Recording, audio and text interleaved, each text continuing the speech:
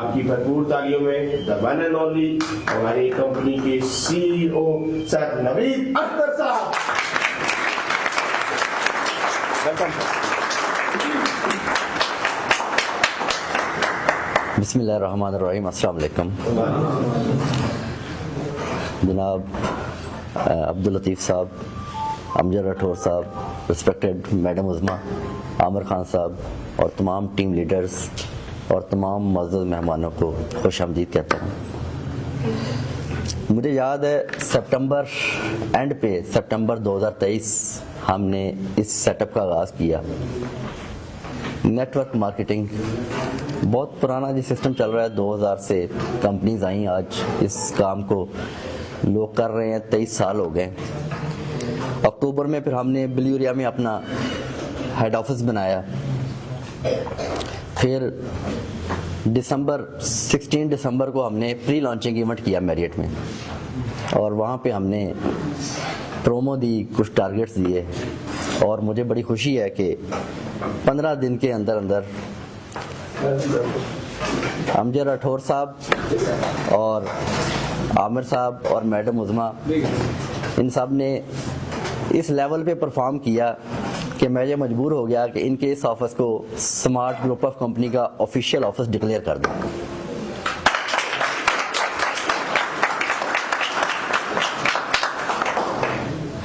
अब smart group of company है क्या, उसका विजन क्या है, वो कर क्या रही है, वो नेक्स्ट क्या करेगी, हम कौन सा किस फाइनेंशियल फ्रीडम की बात करते हैं, हम कौन सा रेवोल्यूशन लाना चाहते हैं।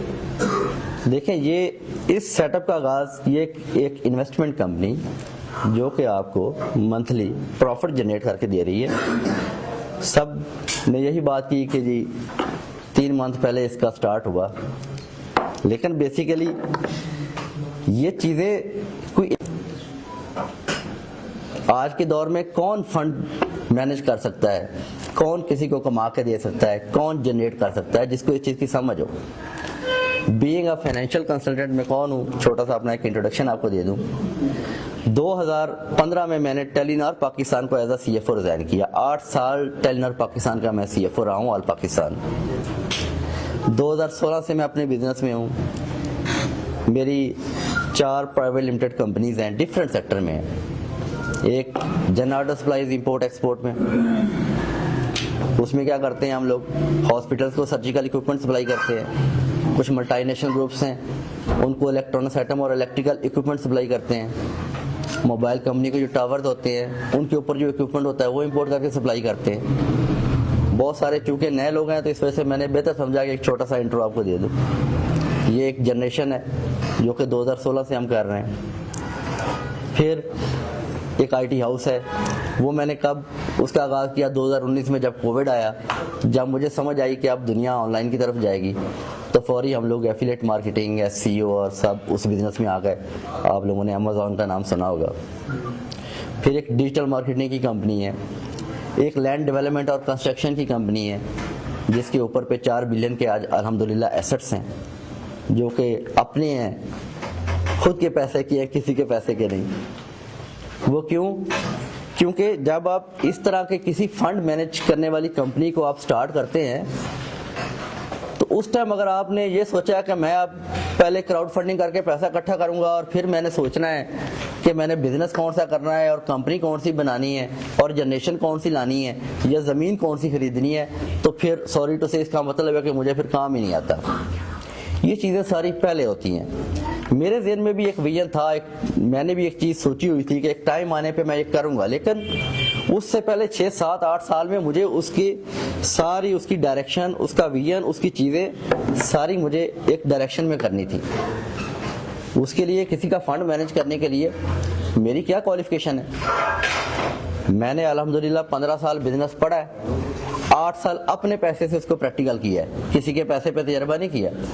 क्योंकि मेरा ये मानना है, जिस बंदे ने ज़िंदगी में कभी बिजनेस किया नहीं या सबसे पहले उससे अपने पैसे का नुकसान हुआ नहीं, वो किसी का फंड मैनेज नहीं कर सकता। एक बंदा पहले दिन जिसने कभी कारोबार नहीं किया, वो आ जाता है मार्केट में, आप उसको पैसा उठा के दे देते हैं, वो क्या करेगा? सबसे पहले अपने लिए एक बड़ी सी गाड़ी खरीदेगा, 3-4 مہینے گھومے گا, پھر آپ کے پیسے کو گھمائے گا, پھر وہ آپ کو نظر ہی نہیں آئے گا. کیوں؟ کیونکہ اس کے پاس بزنس نہیں, جنریشن نہیں, اس کو سمجھ نہیں. ہم نے یہ چیزیں الحمدللہ پہلے کی ہیں. زمینیں ہیں اپنی ہیں, بزنس ہیں, کمپنیز ہے, جنریشن ہے. میں اپنے رننگ بزنس میں الحمدللہ 18 سے 22% مہینہ میں کما رہا ہوں. اب یہاں پہ میں اگر کسی کو 6-7% دے دوں گا تو میرے اوپر لائبلٹی نہیں ہے. پرابلم وہاں پہ ہے جہاں پہ آپ کو پتہ نہیں کہ آپ نے کہاں سے کرنا ہے اور کیسے کرنا ہے. پھر جو میرے پاس جو لینڈز ہے, 3 زمینیں ہیں میرے پاس. چک بلی روڈ پہ موضع جرکی میں 2000 کنال ہے, اور دمیال راولپنڈی میں 200 کنال, اور ڈی ایچ اے فیز 2 اسلام آباد میں 5.5 کنال کا ہائی رائز کا پلاٹ ہے. اب کیا ہم نے کرنا ہے؟ ہم نے صرف ان کو ڈیولپ کرنا ہے. اچھا, اب اس کو ڈیولپ کیسے کرنا ہے؟ اب ہاؤسنگ سوسائٹی سے ہم سٹارٹ لے رہے ہیں چک بیلی روڈ سے. سب سے پہلے اس کے NOC کی طرف جا رہے ہیں, کیونکہ میرا یہ ماننا ہے کہ سوسائٹی صفر ہے جب تک کہ اس کا NOC نہیں ہے. چکری پہ آپ دیکھیں کہ جنگ لگی ہوئی ہے, 40 سوسائٹیاں وہاں پہ, صرف ایک کے پاس NOC ہے اور وہ بہترین کام کر رہا ہے. اب NOC اس کے لیے اب ظاہری بات ہے کہ مجھے ایک ایسا کنسلٹنٹ چاہیے, ایک ایسا ٹاؤن پلانر چاہیے جس کو یہ سمجھ ہو کہ RDA سے اس نے NOC کیسے لینا ہے. تو میں نے نیس پاک کو چوز کیا. نیس پاک آیا, اس نے میری ساری ویریفیکیشنز کی, میرے ساتھ ایگریمنٹ کیا. نیس پاک ایک سرکاری ادارہ ہے, وہ میرے لیے اپنا نام کیوں خراب کرے گا؟ ایک اچھا کنسلٹنٹ آپ کو کیوں چاہیے ہوتا ہے کہ ایٹ لیسٹ نیسپا کو یہ پتا ہے کہ میں نے RDA میں اس کیس کو پریزنٹ کیسے کرنا ہے. باقی جو دوسری چیزیں ہیں وہ میں نے کرنی ہیں, لیکن آپ کے وکیل کو, آپ کے کنسلٹنٹ کو, آپ کے لائر کو یہ پتا ہونا چاہیے کہ کیس کو اس نے لے کے کیسے جانا ہے. پروفیشنل لوگ ہیں. نیکسٹ ویک وہ ہماری لینڈ پہ بھی جا رہے ہیں, ٹوپوگرافک سروے ہوگا, وہ بھی ساری وہاں پہ ان کے جو GM ہے اسلام آباد کے وہ بھی موجود ہوں گے. ان کا انٹرویو بھی انشاءاللہ ہم لائیو کریں گے, اور اس کے بعد چیزیں ساری سیٹ ہو کے تو اس منتھ کے اینڈ تک ہم RDA میں سبمیشن کرا دیں گے اپنی زمین کی, اور ڈیری نمبر ہمیں مل جائے گا.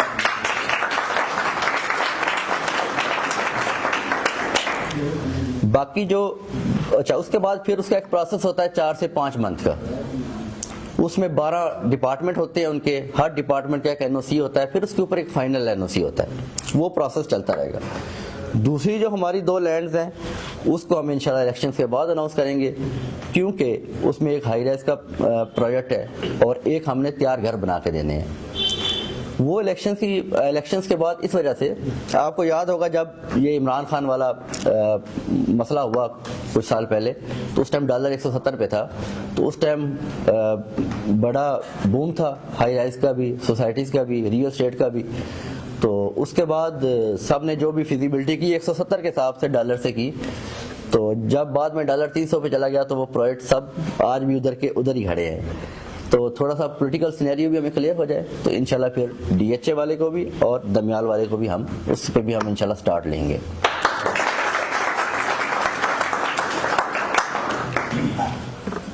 باقی سمارٹ گروپ کا حصہ بنے, آپ چیزوں کو دیکھیں, ویریفائی کریں. ہمیں اکتوبر میں ہم نے سٹارٹ لیا, اکتوبر, نومبر, دسمبر, آج 4تھا منتھ ابھی سٹارٹ ہوا ہے.